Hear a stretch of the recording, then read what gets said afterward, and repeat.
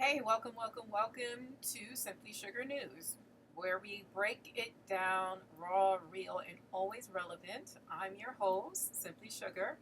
Um, we're going to bring you the top headlines of the week just to recap and get us all on the same page here.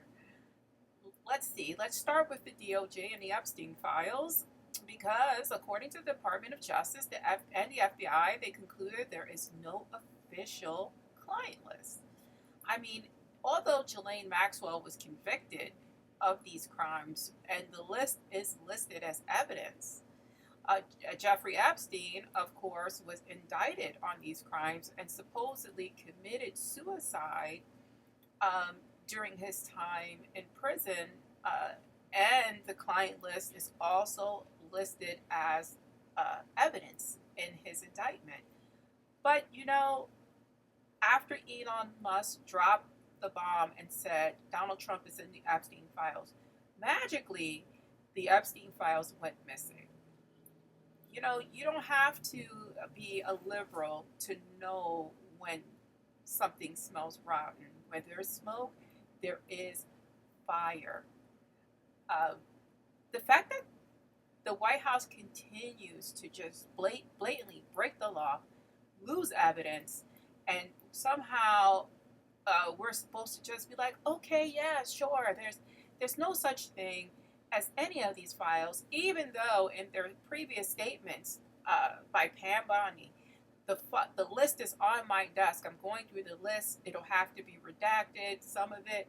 Now there's no list. What do you think? I think they're playing us. I think they've been playing us for fools. And what is it going to take? I mean, this man has the Supreme Court in his pocket, so there's no recourse there. But how much longer are we going to be able to turn a blind eye to what this president is doing, what his government is doing, besides passing that big, beautiful catastrophe of a bill that screws millions of Americans out of health care? That's another news segment that we're going to talk about right now. So the big, beautiful bill has passed the House and the Senate, and then went back to the House, and it cleared the House in record time. Although there were GOP detractors, we're not going to vote for this. Magically overnight, they don't care about their constituents, they don't care about their states, and they're going to pass this bill. But we need to get there. We need to get these MAGA and staunch Republicans angry because they didn't think they were going to get screwed. They just thought they were going to screw over the liberals and black and brown people. And those are just the facts, people. If you disagree with me, drop a comment. I'm always up for discourse, but keep it respectful. Otherwise, I will have to block you. Let's move on to another catastrophe that has happened, and it's a sad one at that, with the Texas flood. So, over 80 people are confirmed dead, a lot of them children. There's still some 20 some odd girls missing from summer camp there. All the while, you have officials blaming the weather service. Well, what's up with the weather service? Well, they're understaffed. Why are they understaffed? Because of Donald Trump and his Doge cuts. Cut NOAA and the weather service to the bone. NOAA is not even sharing satellite information that is vital to the prediction of these disasters, these natural disasters that are happening more frequently. You don't have to believe in climate change, but you believe that storm that's coming down upon your head and your family, with flooding and wind and tornadoes and hurricanes and God knows what else we're gonna be threatened with weather-wise at this time. So it's just one thing after the other, and I'm tired of you. Today, Donald Trump said it was Biden's fault. I'm recording this on the 7th of July. Like, come on, man.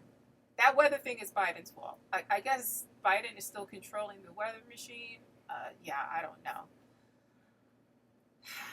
Donald Trump also threatens to cut FEMA. Uh, in a recent rally, Donald Trump again blamed Biden for FEMA's response in Texas and hinted at slashing FEMA's budget if but it's not a non-starter right now because of this disaster. But best believe FEMA is on that radar as well because they need the money for ICE.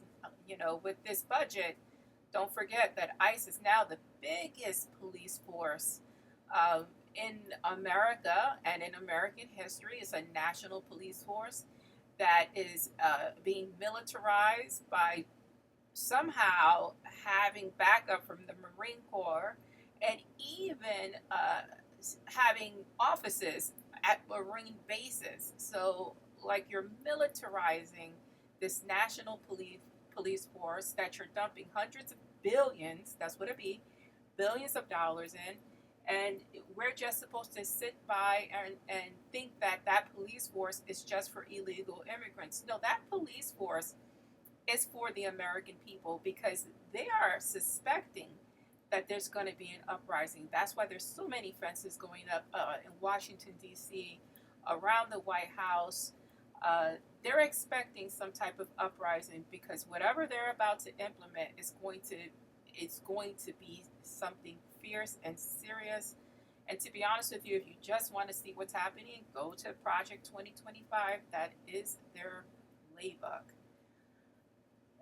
In other news, ICE detention centers and facilities are somehow being erected overnight. You don't have money for Medicaid, but sure, something that costs $415 million can be erected and built in days. I'm talking about Alligator Alcatraz that has been built in the Florida Everglades, and there's more to come. This is what that injection is of those billions of dollars, creating more detention centers. Again, you want to deport 1 million people a year. As crazy as you think the immigration crisis is in the United States, that's a lot of people who's doing their jobs. You have to have a population who can do those jobs, who has an appetite to do those jobs.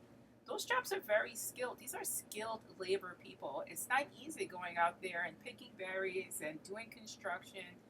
These are very precise fields that a lot of these immigrants fill for us. And we just don't have the wherewithal to do it. And this is why they want to take education away, because they want you to not be educated and not in the office, because AI is going to take that job. They need you to go back in factories and fields and run these AI super centers that they plan on building, these farms. It's going to get to a point where, yeah, things are going to get ugly here. I don't know. Let me know your opinion on that too. Apparently, TikTok has been sold to Oracle. So what does that mean? TikTok has officially been sold, but China, of course, has to approve that. And they plan to migrate users beginning in September with a new application just called M. And then everyone will be off by next year, March in 2026. Again, it's for Americans only, limiting your contact with the outside world. I mean, yeah, can they try to do that? For me, it's no benefit. Now, I have a TikTok channel. I have 10,000 people on there, currently monetized. But, like, I plan on weaning myself off of there. I'm going to still post, of course, and grow that group. But I'm mainly going to focus on this podcast and YouTube. I'm also going to focus on my Substack and maybe Patreon, because I don't want to be limited to just Americans, and I just don't want to hear American voices. I like being informed about what's going on in other countries, and that's what they're shielding us from, because we're better together. And the fact that we have this appetite to travel and to learn from other countries does not fit into this government's isolationist attitude. They want us isolated. They don't want us out there.